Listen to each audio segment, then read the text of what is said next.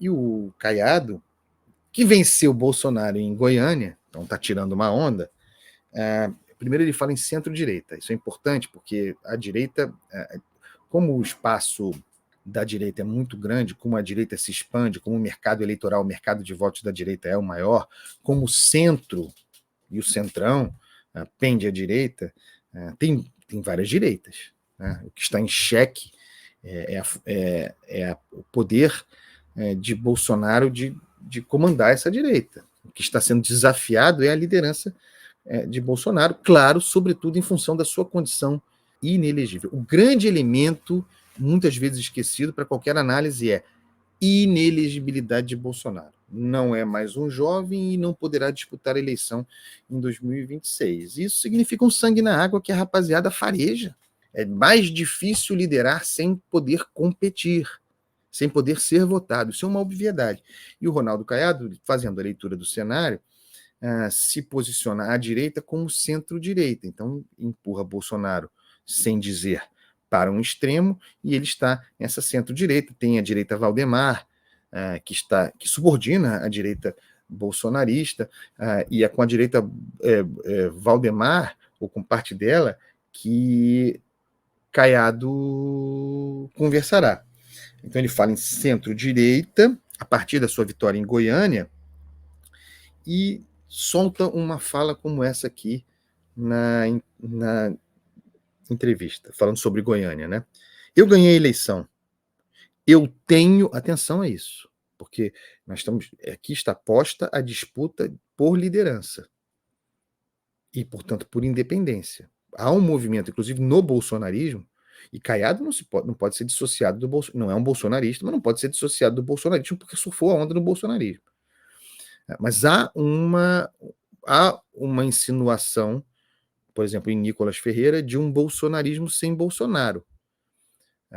Isso está posto. E, claro, é potencializado pelo fato de Bolsonaro não poder ser voltado, estar inelegível. Diz Caiado, eu ganhei a eleição. Eu tenho credenciais de uma vida para falar pela direita no Brasil. Caraca, eu tenho credenciais, está dando uma carteirada em Bolsonaro.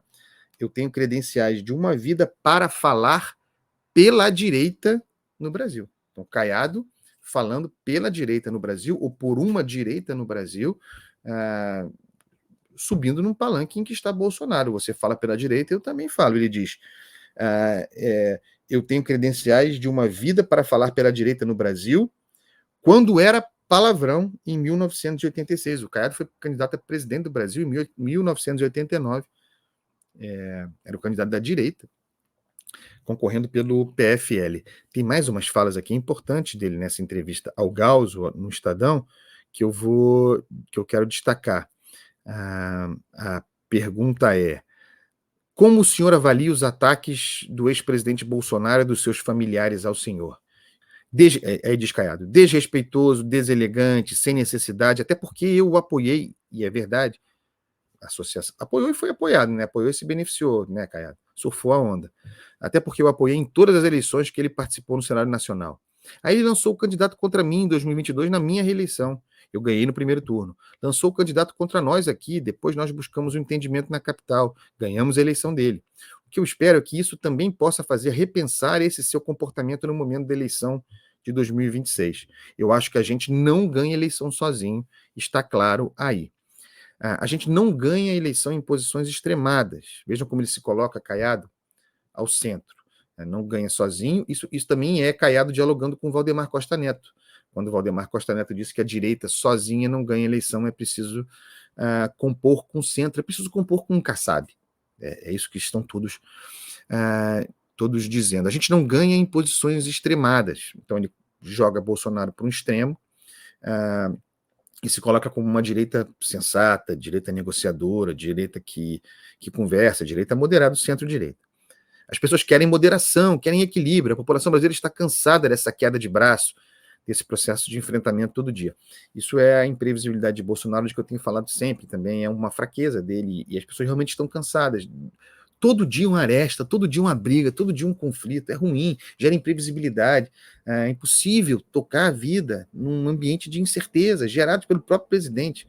Então, Caiado, fazendo uma análise do discurso, né, que é o nosso papel aqui, não sei se ele vai se viabilizar, mas o discurso é muito bem lido, ele lê muito bem o espaço que ele disputa, né?